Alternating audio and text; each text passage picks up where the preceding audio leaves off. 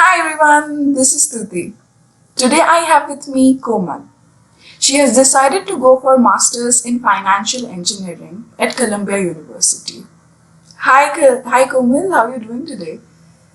Hi, Stuti. I'm very good. Thanks for having me here. How are you doing? I'm doing great. Yeah, thank you so much for doing this. It's my pleasure. Yeah, you recently got vaccinated, and I'm sure that you'd be feeling a bit, low on energy, but you seem perfectly fine. And that's great. Thank you so much.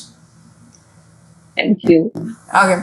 So Komal, tell us something about yourself, like your background, where you're currently working, and Yeah, so basically, I am, very uncommon an engineer in India, and I did my graduation from VIT in electrical engineering, and after which I've been working with Bank of America in Gurgaon.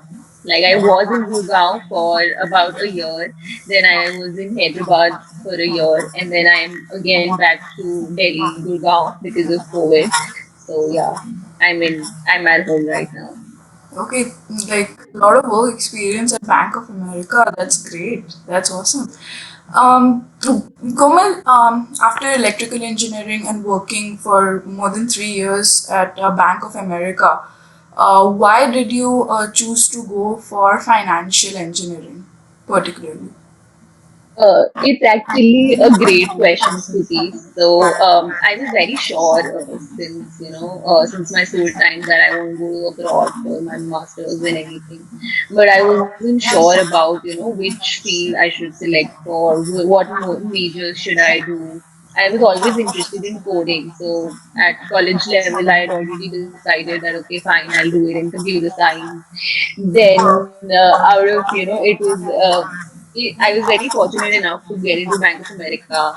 And then while working, I thought that no, okay, maybe I should do data science. That is something more new, and that is like the new trendy thing Yeah, that more we current. we should know. Yes.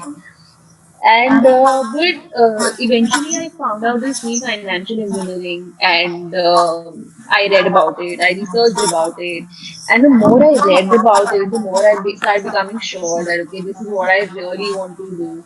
This is something that I can imagine. So one hidden fact is my role at Bank of America involves in algo trading, and I am with the team who does it. So I basically know that what the work is. I've been there in the professional environment, and I'm very sure that this is something that I want to do for the rest of my life. So that's how the decision to financial engineering was made. Oh, that's great. Um, Columbia is a great university. It's one of the Ivy's top universities in the states. But what are the other universities that you applied to when you got in? If you would like to share. So I applied to Baruch and I applied to Berkeley. I was waitlisted at Berkeley, and I applied to NCSU, North Carolina State University, and Cornell and Columbia. So five of them. Yeah. Oh, So, and out of which I was like I told that I was waitlisted with Berkeley, and I got into NCSU and Columbia, but I couldn't get into Cornell and Baruch. uh, So yeah. that's great. You finally went to Columbia. Like it's amazing, right? Yeah. If you could tell us something about like how long before actually putting in your application did you start thinking about preparing for the application process? Oh, so I've been thinking about my master's since 2017, Stuti, to be very honest, because like I mentioned that I had always had a clear idea that I want to do my master's from abroad. I just didn't know that, which field or how or when exactly, but I was very sure that I have to do this. So I tried giving GRE in 2017, but unfortunately I broke my leg at the same time. I couldn't appear for my GRE at that time, so that was like a bad luck. But then again, so not in 2018, but I appeared in 2019. I had applied to fall 20 as well, but because of COVID and everything, I couldn't go. Neither did I get through it. But so in 2020, yes, I again gave my GRE and I applied. So basically, all the process, if you are very consistent with it, it'll take about 6 to 7 months from the time you start preparing for your GRE to the time you submit your application, depending, plus or minus. But yeah, so my journey had a lot of bumps, a lot of breaks in between. But if you're very consistent, if you have your mind to it, then it'll take about 6 to 7 months. And yeah, if you're as amazing as Komal, then you will get in. Um, so Komal, there's a huge air about GRE scores, TOEFL scores. This is how much you need to score, to get into a particular institution. Uh, I mean, is it really that important? And what all exams did you give? And Yeah, so I gave GRE and I gave TOEFL. Basically, my GRE in 2019 was not that good. It was like an average score of 310, but in 2020, yeah, so my last attempt, I improved a little bit, but not more. Like I can say that my GRE score still did not touch 320, and my TOEFL score was 100, dot 100 that is required. So I can say that what they're looking for is not a GRE score, a very high GRE score. What they're looking for is how passionate you are about what you want to do, how clear you are about what you want to do, and how you're going to use that degree, how you're going to use that exposure and everything post your masters. That is what they're looking for. Basically, your goals. What are your goals? Do they match with their vision? So that is what they're looking for. yeah, I mean, they obviously look into a holistic approach rather than just that one Correct. that people tend to stress on unnecessarily.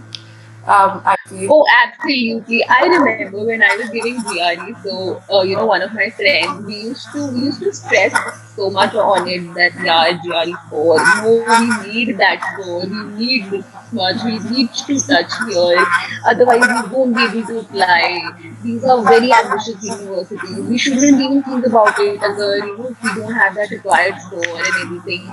So, to everybody watching this, you can dream and you can go on with a low score also because I've had it, I've experienced it. It is your clarity and passion what matters. Yeah, just for the record, I did not give my GRE, so it's not important. It was optional this year, so it's not important. It's your entire application, the SOP, the rest of the your experience, and your Correct. everything matters. So, global IVs are expensive, and education abroad is expensive, right? It So, is. how are you like planning to aid that? Are you going to take a loan or what? Yeah, so basically, I'm planning to take a loan, and my education would be completely funded by the loan.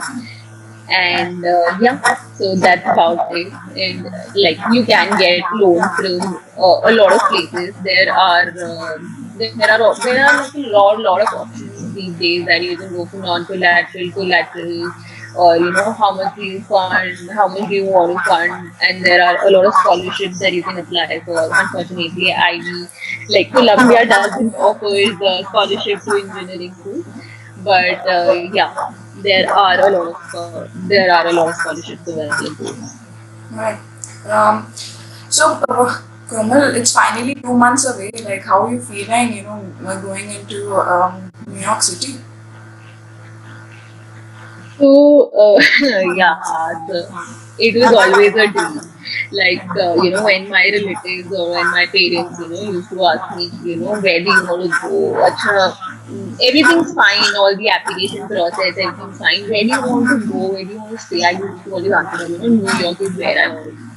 That is my dream city. Columbia is my dream university. And but now it feels like so much of anxiety. Like every day, I am so anxious. How am I going to manage so away from home for so long? And I won't be able to come back easily. It's not that easy. And with all the pressure, with all the loan pressure, that how am I going to manage there? So it's like a roller coaster ride for me each and every day. Every day I think to myself that okay, fine, it's going to be fine, everything's going to be great. But then there are a lot of things that come my way, which makes me anxious, and there's a little stress about how you're going to find visa slots, if you're going to get a visa slot, if if so I got co-vaccine also. So there is stress that okay, will co-vaccine be approved by the WHO? Will Colombia accept it? Do we have to serve the quarantine and everything around that? So yeah, there's a lot of stress and anxiety around that. But yes, it's going to be great. I'm really excited. Apart from that, I'm really excited to start my life in NYC. I'm sure all the best, Komal. Finally, the question. Tell us, Komal, what is the secret ingredient of getting into an IB?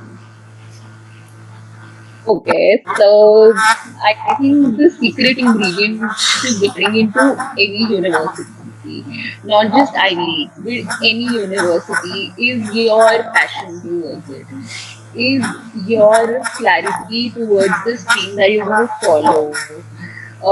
It's your ambition that you have to go there. Like, I couldn't, I did apply to a safe college and I did get into it. But my aim was always high, that I always aimed for ambitious universities, that I deserve that. Never tell yourself that, you're not good enough. You have to tell yourself that no matter what happens, no matter how much hard work is going to take, I'm going to put in there. So that's what. And apart from that, really work on your essay.